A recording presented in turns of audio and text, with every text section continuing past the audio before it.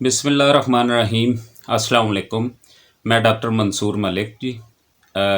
آج ہم بات کریں گے دھماسا بوٹی کے بارے میں۔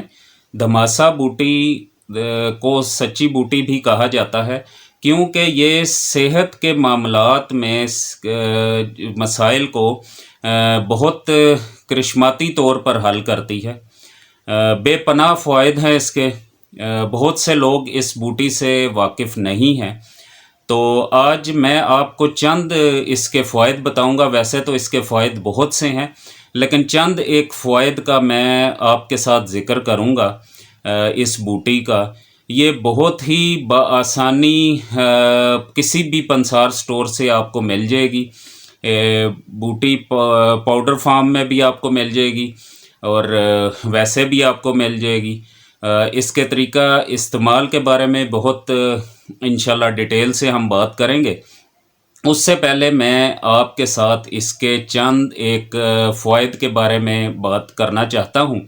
اعصابی تناؤ ہو، درد ہوں، اس کے علاوہ بلڈ پریشر کا مسئلہ ہو، اس کے علاوہ دمے کے، خاص طور پر دمے کے وہ مریض جو ادویات کھا کھا کر تنگ آ چکے ہیں، وہ اس کا استعمال لازمی کریں۔ انشاءاللہ ان کو کافی افاقہ ہوگا۔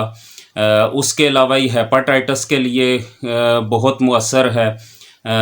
اس کے علاوہ اگر خواتین میں بات کی جائے تو خواتین کے بہت ہی خاص امراض، مثلاً چسٹ کا، چھاتی کا کینسر، اس کے علاوہ رحم کی رسولیاں، رحم کا کینسر، لیکوریا، اٹھرا، ایسے بے شمار جو بیماریاں ہیں خواتین میں۔ لیکوریا میں اس کا بہت اچھا رزلٹ ہے۔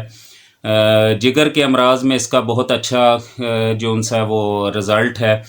تو آپ اس ویڈیو کو شیئر کریں تاکہ ویڈیو کسی تک پہنچے اور کسی کو شفا حاصل ہو۔ تو جی ہم بات کرتے ہیں اس کے طریقہ استعمال کے بارے میں۔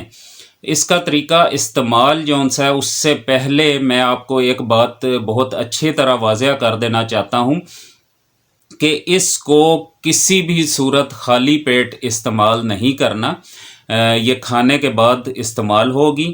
سب سے پہلی بات یہ آپ نوٹ کر لیں، اور دوسری بات یہ کہ اس کے کھانے کے بہت سے طریقہ کار ہیں، لیکن کیونکہ اس کا ذائقہ کڑوا ہوتا ہے تو میرے حساب سے سب سے بہتر اس کا طریقہ کار یہ ہے کہ آپ یا تو اسے پاؤڈر فارم میں لے لیں، یا اگر آپ ویسے لے لیں تو اس کو گرینڈ کے پیس کے آپ اس کا سفوف بنا لیں، اور کسی بھی پنساری سٹور سے آپ خالی کیپسول لے سکتے ہیں۔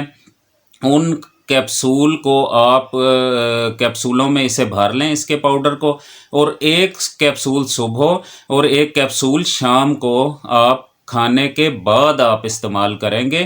ہرگز خالی پیٹ استعمال نہیں کرنا۔ اور باقی 5 گرام سے زیادہ اس کی خوراک آپ نہیں لے سکتے۔